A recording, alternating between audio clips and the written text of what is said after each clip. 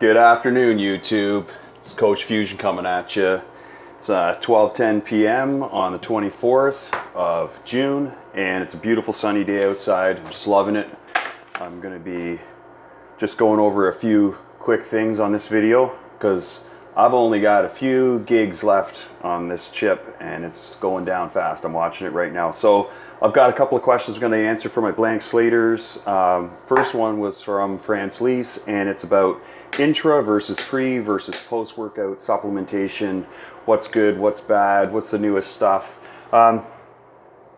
Post-workout, it's kind of, I guess you'd call it passe now, but it's actually probably the most effective, or was the most effective method of increasing nitrogen deposition and increasing the uptake of proteins and other substances that you're taking after your workout, based on the fact that if you've got good insulin sensitivity, taking an increased amount of fast-acting carbohydrate produces more insulin into your bloodstream, and then will drive all those amino acids and other substrates from your supplements into the muscle, creating a better growth effect for you. So at a certain point, I remember I was working at Muscle Tech at the time, and people were asking me, what's that weird stuff in your bottle that you're drinking? And I was like, oh, I do it while I'm working out. And this is 2005, that would have been. And what I would do is I'd take a little bit of Cell Tech, which was like basically pure sugar with a little bit of creatine in it. And I would only half a scoop of that, and then half a scoop of whey protein, shake it up into about 500 mils of water, and just drink half of it, and then refill the bottle so it dilutes it anymore, and then just sip on it through the whole workout. So that was my first intra workout, and pretty much nobody was doing it at that time, and if they were, they weren't talking about it. So it's really effective. Intra workout is actually super effective for, it's kind of like priming the pump. It's giving your body all the sugars that it needs while you're actually training, and you can then, if you want to do a post-workout one too, and give yourself an extra blast about half an hour after you train, that's really effective too. You don't really have to get into all the science with all this stuff. It's individual people. It's like, you know, I could go down the road of like talking about how the insulin receptors and all that stuff. It doesn't matter. It's like, try it for yourself. Try it for yourself. There's people always saying, you know, you automatically jump on thread and saying, oh, that's the study shows. Like, who cares what the study said?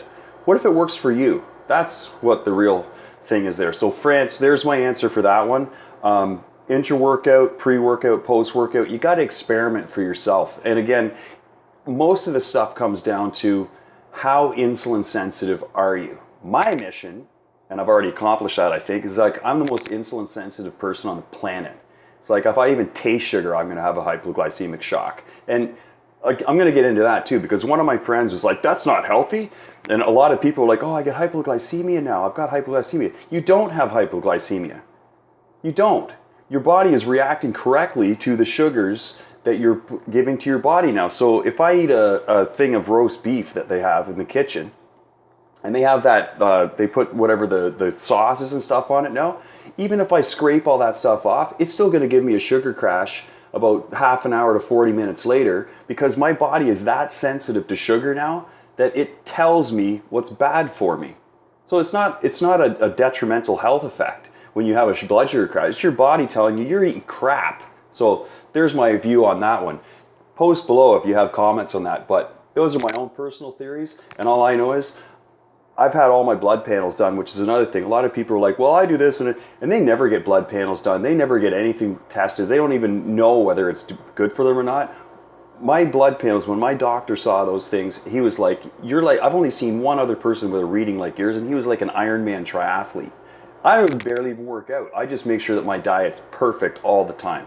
For me, my own personal fusion, as I call it. So again, do your own studies on yourself. Take a theory, try it out. Make sure you're doing it exactly, log everything. See how you feel, rate your energy levels. Did you get increased muscle growth? If you're not measuring your body fat and all that stuff, you're not that technical about it, it's just about how you feel. But if you want to go even farther, I'm always measuring I do skin folds and everything else to see if what I've done has changed anything. and doing regular real structured strength tests in the gym too. I do that with all my clients. Within the first 2 weeks of starting to train, I give them a moderate to low rep maximal effort set on, like, say, bench press, and then you can plug those into calculators. The lower you go on the reps and get towards your 1 RM, your 1 rep max, the more accurate those calculators become. So if you're testing it out and you're saying, oh, I could do 35 reps with 100 pounds, it's not going to be accurate. But if you're getting yourself up where you're maxing out and you can see what you could do for like 6 reps, you can plug that in and get a very accurate estimation of what your 1 rep maximum will be without hurting yourself in the process trying to do a 1 rep max. And then you can take that and then, say, a month later, you can come back to it and do it again and see if you've progressed.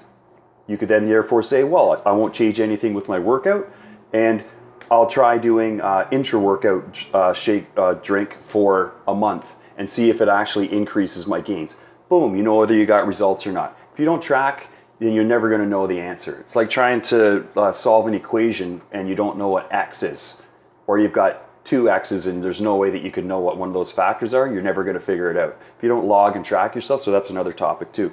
Then from my friend Ryan McKean, he trains a lot of kids that are athletes, and he asked about compound movements and kids lifting weights. What's the earliest? Now, there's a lot of mythology around that, by the way. So it's like, oh, if you start lifting weights when you're like 8, you're going to stunt your growth. That's not right. That is not correct at all. The only thing that is going to make the ends of the long bones, which are like, you know, your femur, like all the longer bones, the long bones, right? So your femur and your leg, it is a deposit of like calcium, potassium, all those minerals, right? And it's solid. But on the ends of it, there is live blood tissue and cells that are pumping out red blood cells and all the other things. They have a thing on the end called your epiphyseal plate. And it's nice and soft and it grows, right? But when you hit a certain age, you get a big hormonal surge. Huge when you get into your teens and you're growing faster, and that hormonal surge, when it's done its job, that's what fuses over the ends of those plates and causes you to stop growing. So unless you're giving your kid exogenous hormones, they can start lifting weights in a nice controlled manner with proper instruction at a very, very early age. And it isn't going to have any detriment on like their height and all that stuff. Again, it's a lot of mythology and stuff. It's like, you know, I think part of it has to do with the fact that a lot of short guys that have like body dysmorphia, which is like, you know, they got small man syndrome, take up lifting weights. So all of a sudden people are like, oh, when you lift weights, it stunts your growth. No, well, that's just a theory, but we'd have to look at the statistics on that, wouldn't we? But we could do that, no problem. Okay, so children and supplements, we'll get to that now. How many people do you know that their kids play hockey or whatever, and the coach is coming over at, you know, while they're in the, well, hopefully they're not in the penalty box, and giving them Gatorade? It's freaking sugar. It is terrible. There are additives in it and everything. So if we're going to go along the lines of supplementation for kids, should they be taking creatine? No, that's like a very concentrated form of something that is eliciting a specific effect. However, if they're going to be taking stuff like a whey isolate protein, it's food. So obviously it's better for them to be eating that than the junky bowl of pasta and all this like old school carb loading stuff that's actually horrible for them from an insulinogenic point of view. The more pasta and carb loading and all that crap that you do, you're decreasing their insulin sensitivity, screwing up all their hormones, and it's really detrimental. But they give them like half a scoop of whey isolate, no problem. No problem. That is just food. Things like green supplements, also awesome. It's vegetable matter, crushed all up, and most of it is organic and batch tested so that you know it doesn't have any crappy pesticides and all this other stuff on it. It's amazing. Canadian company, Progressive Nutritionals, awesome. They even tell you half of our stuff is organic and the other half. So as we want to get the best quality versus cost ratio too, because those supplements are expensive, by the way. So with that in mind, supplementation for kids, even at like as soon as you get them on whole food, you can definitely add, if you're taking a protein supplement, it doesn't have any other additives to it. It's like a straight whey isolate or like an egg albumin. It is way better than any of that crap that you've been feeding them that came out of a pablum bottle, because that stuff is absolutely horrible. I don't have kids, but if I did, they wouldn't be eating baby pablum. That's for darn sure.